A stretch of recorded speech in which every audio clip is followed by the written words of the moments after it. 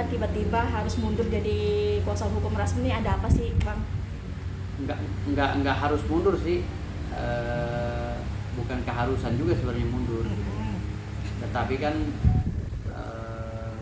ini nyokap gua kan udah ketiga kalinya memberi peringatan ya, warning ya. Udah ketiga kalinya nyokap gua tuh memberi peringatan atau warning bahwa gua tuh harus segera keluar dari zona ini, dari zona perseteruan antara Bang Rasman Arief Nasution dengan Bang Hotman kan gitu. Keluar artinya nyokap gue ini kan mau pergi haji ya, nanti beliau udah beberapa kali ke Mekah dan ini mungkin haji yang terakhirnya di umurnya 76 tahun. Jadi beliau itu minta selama dia proses persiapan pergi haji ini pikirannya biar tenang gitu. Jadi karena permintaan beliau udah berkali-kali ya gue mau gak mau mundur lah gitu. Mundur bukan karena terpaksa tapi karena menghargai ibu gue gitu. Karena kalau ibu udah berbicara berapa kali kan gue takutnya kualat. Berarti ini keresahan dari orang tua.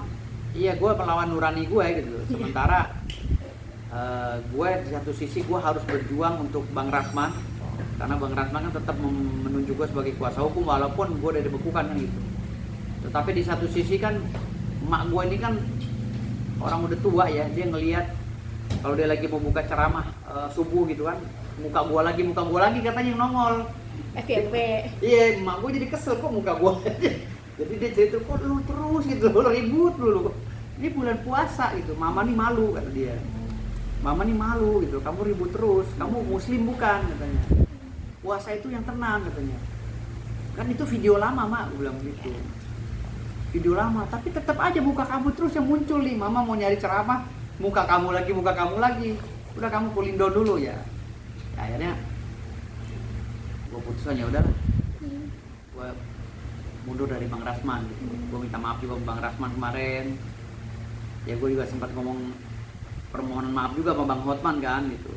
Karena gue udah memegang kuasa kemarin, mungkin dia ya wajar lah di bulan puasa kita meminta maaf, wajar.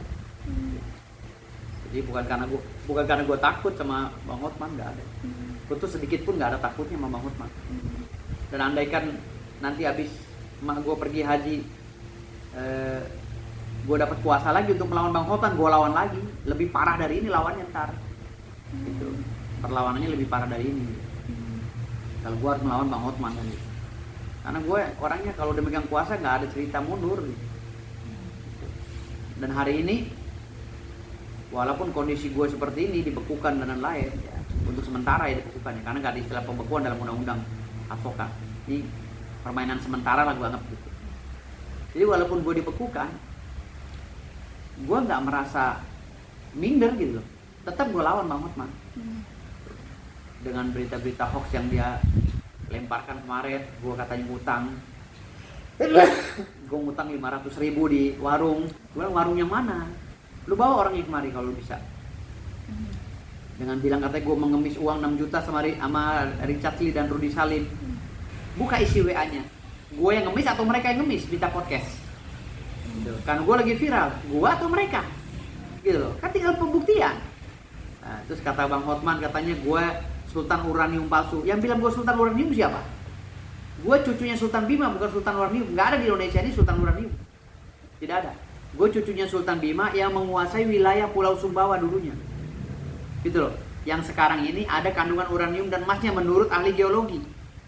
Gitu. Jadi penjelasannya harus komprehensif. Jangan separuh-separuh Sultan Uranium.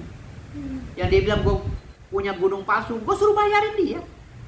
Kalau you punya duit, ya 1000 hektar aja gue jual sama lu, harganya 2 triliun, hanya 2 triliun, lu mampu nggak?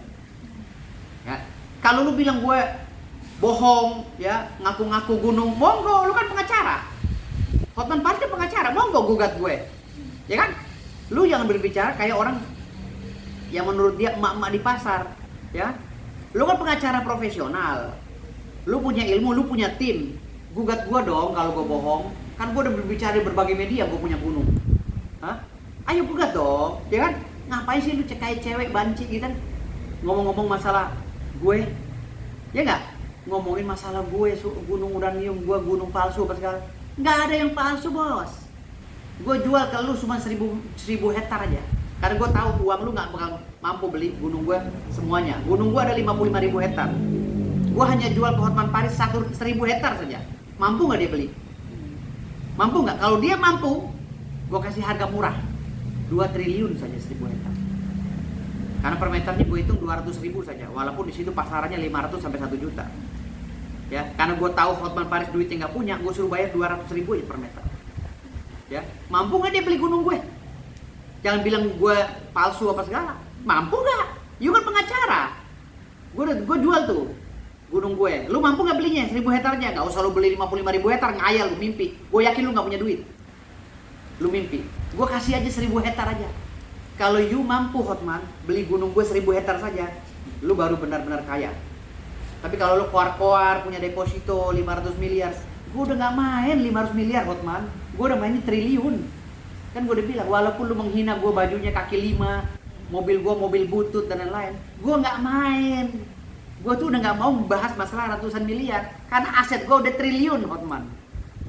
Ya, kalau gue hoak, lu tuntut aja, tinggal lu laporin polisi tuh, Mabes Polri masih buka tuh kantornya. Laporin aja kalau gue hoak. Hah? Gue tantang si Hotman untuk laporin gue ke Mabes Polri. Kalau gue hoak, lapor tuh, Mabes Polri terbuka tuh. Kalau dia nggak punya backing di Mabes Polri, gue telepon jenderalnya. Gue telepon jangan suruh terima laporan Hotman. Kalau gue hoax, lapor aja.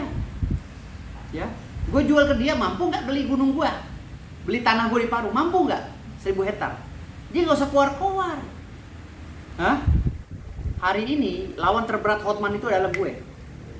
Terbukti sampai Hotman itu sakit dan sampai sekarang belum sembuh, masih berobat di Singapura. Dia pulang lagi kemarin. Tadi ini dia pulang lagi Singapura. Ya, jangan berkoar-koar. Ya, dari kemarin gue tuh sebenarnya udah, aduh.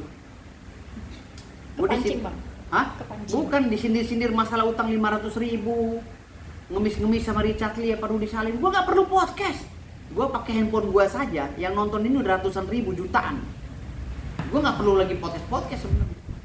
Gitu. Buat apa gue podcast gedein ini orang, aksen orang atau YouTube orang, viewernya? Gue mendingan gedein YouTube gue sendiri. Gitu. Gue nggak butuh-butuh juga. Emang impactnya buat gue apaan kalau gue podcast di Rudy Salim sama Richard Lee? Gue viral gitu. Dia malah gue viralan gue gimana? Gue nggak pernah punya kasus di Indonesia ini. Apa kasus gue di Indonesia ini? Nipu? Gue nggak pernah nipu. Gitu.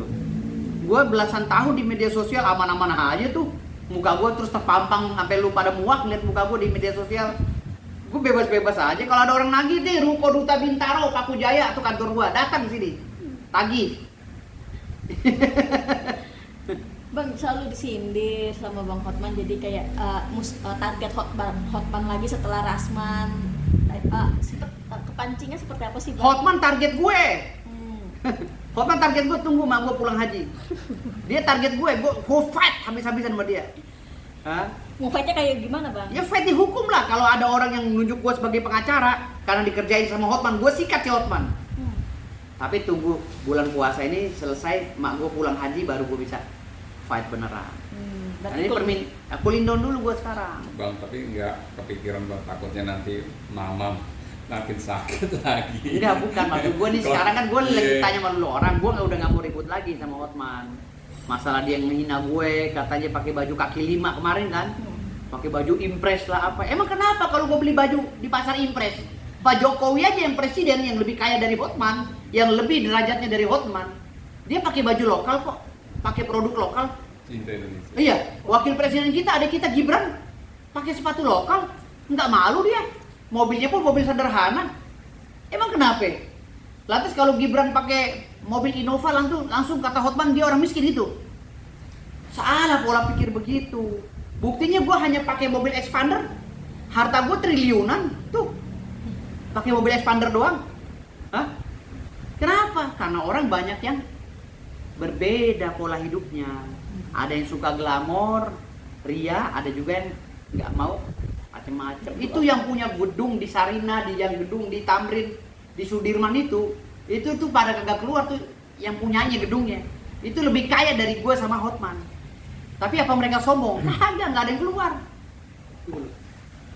Jadi untungnya sekarang ini gue ngelawan si Hotman nih, si orang kaya baru gitu, OKB. Kalau gue dari turunan emang udah kaya gitu. Gue kayaannya 7 turunan, 8 tanjakan, 9 tikungan. Jadi udah nggak bisa Hotman ngelawan gue. Gimana kalau dicerita, kakek moyang lu kalah sama kakek moyang gue? Tanya orang Bima. Hah? Tanya, gue kaya nggak? Keturunan gue kaya nggak? Gitu. Profesor NTB pertama Nusa Tenggara Barat, profesor pertama di Nusa Tenggara Barat, Profesor Sahidu, itu kakek gue, ya, abangnya kakek gue, Profesor Sahidu, ya. Ketua Mahkamah Konstitusi 2 orang, ya, Ketua Mahkamah Konstitusi Hamdan Julfa dan Bapak Profesor Anwar Usman, Toaji, itu om-om gue, gitu. Itu dari keluarga besar gue, Kesultanan Bima. Gitu. Ada lagi beberapa orang yang menjadi petinggi-petinggi negara, seperti menteri, gubernur, Om Harun Ar-Rasyid, ya, apa segala. Itu keluarga gue semua. Gitu. Apa yang lo pada mau hina gue gitu? Wah, Firdaus orang miskin, orang nggak bisa. Keluarga gue ada yang jadi wali kota, ada yang jadi gubernur, ada yang jadi menteri, ada yang jadi ketua MK, 2 orang. 2 periode loh, presiden 2 kali, ya, Jokowi yang mutusin ketua MK-nya om-om gue, gitu. Lantas gue mau dihina begitu, keluarga dari keluarga rendahan, menurut Hotman gitu. Wah, keluarganya Firdaus rendahan, kaki 5, nggak bisa coy. Kalau om-om gue kumpul semua, lo meriang pak. Kalau om gue dikumpulin semua, Om Anwar Usman datang, ya kan, Hamdan Julfa kumpul semua, Om Harun Ar-Rasyid, om gue. Semuanya. Kalau dikumpul, Om Faruk yang udah meninggal sekarang, ya, Irjen Pol Faruk, mantan calon Wakapolri. Kalau keluarga gue dikumpulin semua, nggak kalah juga bos, keluarga gue. Cuma kan kita kan nggak norak selama ini. Gue nggak pernah ngomongin om gue siapa, ya kan? Gue nih tetap berdiri di kaki sendiri. Lah lu, gue sendiri aja lu nggak bisa ngelawan Hotman, lu gue borong, gitu loh. Lu gue dengan gue sendiri aja, lu gue borong. Gimana gue turunin om-om gue yang ketua MK, ya, ketua Mahkamah Konstitusi. Gimana gue turunin om-om gue yang mantan menteri, mantan gubernur. Lu lawan gue aja nggak ngelawan Hotman. Lu tuh gue borong, gitu ya. Lu ngomong begini tinggi, gue borong lagi ngomong begini. Lu gak bakal bisa lawan keluarga gue. Yang namanya Raja Bima itu dari dulu di cerita perwayangan itu tinggi kelasnya. Lu tahu Sang Bima? Sang Bima kan Raja Bima ini dari Jawa aslinya. Sejarahnya, aslinya Sang Bima itu dari Jawa, Raja Jawa yang kesana, gitu loh. Dari silsilah aja udah jauh Hotman, lo mau ngerendahin keluarga gua. Ini baru hari ini nih gue cerita ini. Om-om gue tuh orang hebat semua, Pak. Dulu dipanggilnya babi kuning, Batak Bima Kuningan. Bima itu terkenal karena om gue, Harun Ar-Rasyid, ya kan, Pak Burhan mantan wali kota Jakarta Barat, Anwar Usman, ya, Toaji, Om Anwar Usman yang sekarang ketua MK, dulunya di Mahkamah Agung bagian personalia, gitu loh. Artinya di sini bagian kepegawaian, Artinya di sini keluarga gue juga mentereng, Pak, gitu loh. Tapi kan gue nggak mau norak kayak dia. Nah, dia selama ini menjelek-jelekan gue, menghina gue, seakan-akan gue hina banget. Gue dibilang cucu Sultan Bima palsu, nggak ada. Cucu Sultan uranium palsu, nggak ada gue palsu. Gue hak, yang batil yang hak gue lawan, ya. Nggak ada tuh orang Bima itu yang jatuh. Orang Bima, gue bilang malu orang Bima dan Dompu, rumahnya dari kayu. Jangan lu coba-coba menghina mereka, kepala lu diborong. Yang mentang-mentang orang Bima itu pakai kain, lu hina begitu, sama aja sama orang Madura. Lu hina orang Madura, pakai sarung begini. Orang itu punya duit, Pak, gedung lu aja dibayar sama orang Madura. Sama aja sama orang Bima, cuman pola hidupnya beda. Kalau di sana itu ke masjid, musola, ngaji, pakai peci, gitu loh. Jadi artinya jangan mentang-mentang lu begini ngerendahin gue, nggak bisa, Pak. Lu merendahkan gue, nggak bisa, Pak. Di negara ini keluarga besar gue udah mengukir sejarah di Pilpres, ya. Om gue Anwar Usman, Profesor Dr. Anwar Usman gimana? Nah, Profesor Dr. Hamdan Julfa gimana om gue? Mengukir sejarah pada saat Pilpres, gitu. Lah gue mau dilupain juga, nggak bisa. Ponakannya mau dijelek-jelekin, mau dirusak, nggak bisa, bos. Orang Bima jangan dilecehkan, Bos. Banyak juga orang Bima yang udah mengukir sejarah di bangsa ini, Bos. Gitu. Jangan lu mentang-mentang ini lu rendahin gua beli baju di kaki lima. Lah emang hobi gua beli di kaki lima? Karena apa? Karena muka gue bukan imitasi, muka gua asli dari Allah. Gantengnya 1000 kali lipat dia. Lah kalau dia mau di branding dari berlian dari planet Mars, uranium apa segala itu nggak bakal nyampe, Pak. Dijajarin sama gue jauh, Pak. Tingginya aja segini gue. Gimana lo? Gue mah kagak kalah. Gue bilang gue udah menang dari segala-galanya, gue udah menang. Gitu loh. Jangan menghina gue nih cucunya Sultan. Ya. Kalau gue bilang gue cucunya Sultan, jangan lu menghina Sultan palsu, uranium apa segala. Nggak ada. Keluarga gue di Bima solid. Ada permasalahan kesultanan yang kemarin itu karena salah paham. Si Ratna lahirnya di sono, gue di Jakarta, jadi saling nggak kenal. Tapi kami keluarga, gitu loh. Memang keluarga sultan, gitu. Jadi jangan menghina ya. Oke. Bang, mungkin reaksi Bang Rasman ketika abang mau mundur jadi tim kuasa hukum seperti apa sih? Mungkin pertimbangannya berapa lama akhirnya ya putuskan mundur? Pertimbangannya nggak lama sih, setelah mak gue udah desek gue udah. Emak kapan? 3 hari yang lalu. Oh, ya. Dia udah ngoceh-ngoceh terus karena dia gedek katanya ngeliat gue setiap mau melihat ceramah. Dia kan hobinya kan itu Ustadz Abdul Somad ya.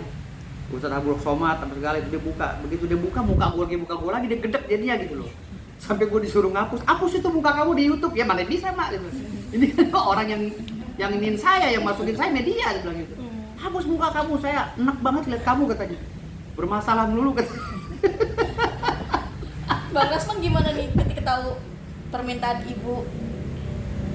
Ya Bang Rasman yang menghargai lah, daripada gua kualat kata dia, ya udahlah Dinda, kita tetap jalan solid itu. Iya Bang, saya tapi mohon maaf nggak bisa dampingi abang lagi karena saya mau keluar dari zona itu ya. Kalaupun ada Bang Hotman nanti urusan pribadi dengan saya, itu urusan saya dengan Hotman, saya nggak akan kaitan lagi dengan Bang Rasman gitu. Tapi untuk sementara ini saya pulling down karena menghargai ibu saya udah kalau udah ngomong gitu udah kacau kan. Nenek-nenek kan dia nggak ngerti kita mau jagoan di luar mau apa, nyampe rumah diketok centong kita kan gitu. Dan namanya ibu kita nggak ngerti kita mau siapa, lu nyampe rumah lu gue maki-maki kan gitu. Susah ngelawan orang tua kan. Ya? Tetep aja gue diomelin depan cucu gue segala kemarin. Berarti gimana sih Bang? Hah? Ya harus mundur kan, pasti kan pergolakan batin nih. Batin? Satu mak nyokap, satu lagi kerjaan. Iya kan gini, di dunia ini kan wakil Tuhan itu adalah ibu, gitu loh.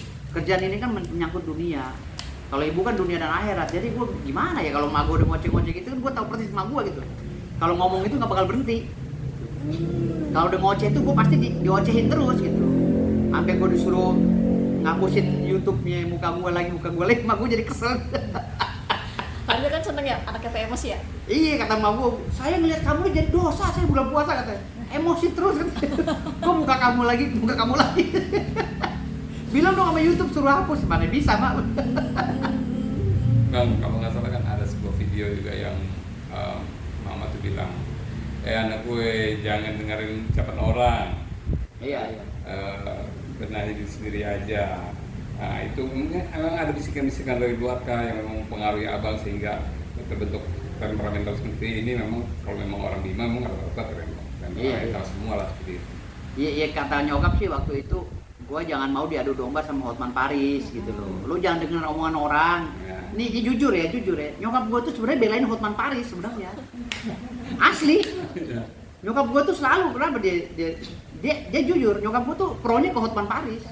Setiap gua ketemu tuh selalu, lu ngapain nyerang Hotman Paris gitu terus. Ya mas saya kan kerja mas. Emang dia salah apa sama lu?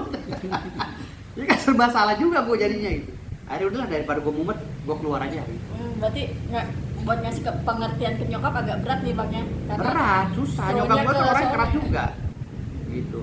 Dia bilang lu ngapain diadu domba sama Hotman Paris? Bodoh banget lu katanya. Hotman Paris tuh gak ada masalah sama lu gitu. Lu ngapain sih begini? Ya mama emang pro. Jadi dia kan orangnya baik katanya.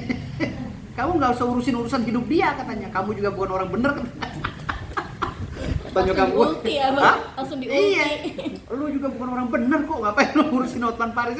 Bang, jangan-jangan mama ini fans yang Hotman Paris, Bang. Nggak tahu deh. Karena kan waktu itu kan sering terlihat viral karena Bang Hotman sering menyampaikan bantuan hukum pada masyarakat, pendidikan menjual pada Ya, masyarakat. mungkin itu kali ya. Nah, itu. Makanya gue ditekan sama nyokap itu biar nggak nyerang Bang Hotman itu sebenarnya itu. Tapi kan Bang Hotman nyerang gue dulu. Segala gue dibilang gue ngutang 500.000 lah di warung. Ada nggak penjelasan itu? Sampai gue rapat, gue sidang semua nih anggota gue di kantor. Di antara lu ada yang ngutang nggak? Siapa? Oh, sampai rem. Iya sampai gue sidang kan. Gitu. Jadi itu dijelasin ke mama bahwa dia seolah-olah dalam tanda kutip mungkin merendahkan anaknya gitu. Nyokap gue sih susah ya kalau orang udah dia tuh kalau dia bilang lu jangan nyerang Hotman Paris gitu. Dia udah tetap pada pendiriannya. Nggak bisa dimasukin sama orang lain lagi. Mungkin dia ada pandangan sendiri gitu, ada pandangan sendiri. Tapi ini kerjaan juga ya bang. Ya kan gue kan satu sisi gue kuasanya Rasman. Nah, kalaupun kita bicara waktu ke depan kita nggak tahu bang ya. Kita nggak tahu apakah nanti abang tetap akan menjadi lawan atau bisa nggak suatu waktu abang akan menjadi berada di gerbong yang sama dengan Bang Hotman ketika Bang Hotman mungkin menunjuk abang sebagai pengacaranya ketika anggaran Bang Hotman ada permasalahan. Kan bisa aja terjadi. Jadi bersedia nggak kira-kira? Jadi gini, Rasman Arif Nasution adalah musuh gue dulu. Musuh. Gue pernah beberapa kali perkara saling singgung sama dia. Ya. Gue pernah juga ngata-ngatain dia. Gitu loh, di media sosial. Musuh gue. Dan gue baru dekat sama Bang Rasman ini semenjak gue mendapatkan kuasa. Baru pertama kali gue dekat dengan Bang Rasman ini semenjak gue dapet kuasa untuk melawan Bang Hotman. Sebelumnya gue musuh sama dia. Gitu loh. Artinya di dunia pengacara itu bisa saja terjadi. Suatu saat, iya bisa saja terjadi gue suatu saat satu gerbong dengan Bang Hotman, ya kan, nyerang Ahok kan bisa jadi. Kan gue di Gerindra, gitu, ya kan, gue di Gerindra, bisa jadi gue misalnya, oh, Bang Hotman perlu bantuan, gue sikat Ahok, kan gitu, kan gue di Gerindra, Ahok kan di PDIP. Kalau arahnya ke politik kan gitu, bisa saja terjadi itu. Artinya bahwa pengacara itu nggak boleh baperan. Nggak boleh baperan, fleksibel aja biasa itu. Fleksibel. Tapi bang, gimana bang dengan kan tadi yang abang bilang Hotman selalu nyindir di sosmed, apalagi kayak penggiringan opini publik yang justru nyerang ke Bang Oiwobo gitu. Sebelnya kayak gimana sih bang? Ya enggak, kalau gue dituduhnya korupsi 5 triliun kan masih enak didengarnya gitu loh. 500.000. Iya, ini gue bisa ngutang 500.000 kan sial banget kalau dibilangin. 500 itu buat apaan 500.000? Ya, makanya. Itu dong ya makanya yang bikin. Itu aja sih yang bikin gue kesel. Waktu pertama dia bilang gue ngemis di Richard Lee dan Rudy Salim, gue nggak begitu marah gitu. Karena bodoh lah nih framing. Tahu-tahu besok dia bilang ini ada utang 500.000. Kalau ada yang punya warung datang ke sini aku bayar 10 kali lipat. Suwe gue bilang sama IT gue, tolong telacak dia dapat dari mana sumbernya. Dilacak sama IT gue. Ternyata di akun fake. Ada orang yang waktu typing tulis di TikTok atau apa di typing, dia bilang, "Hei bayar utang lu di warung 500.000." Warung mana kan nggak disebutin secara spesifik. Itu aja sih. Bang, tadi kan juga masalah Sultan Lima bang ya. Iya. Akan bikin acara untuk penyambutan mengundang Bang Hotman ke Bima biar menunjukkan bahwa Nggak ada kaitannya, nggak ada. Oke. Jadi gini loh, benar atau tidaknya gue itu bisa dilihat dari gerakan masyarakat Bima. Masyarakat Bima itu orang sensitif dan keras. Lu ngaku-ngaku cucu sultan tapi lu bukan cucu sultan, lu selesai. Percaya sama gue jamin selesai. Karena mereka orang keras semua, gitu loh. Jadi nggak bisa ngaku-ngaku di Bima itu. Apalagi hanya mengaku-ngaku. Kalau nggak ada faktanya, nggak ada apanya, nggak berat kalau orang Bima. Apalagi abang sering tampil. Iya sering tampil, berat. Sultan. Iya, berat. Apalagi masyarakat Bima di Jakarta ini sangat kompak. Banyak kompak lah, bisa dipecel gua kalau main nggak macem-macem. Iya, masyarakat Bima kan orang keras juga semua. Gitu.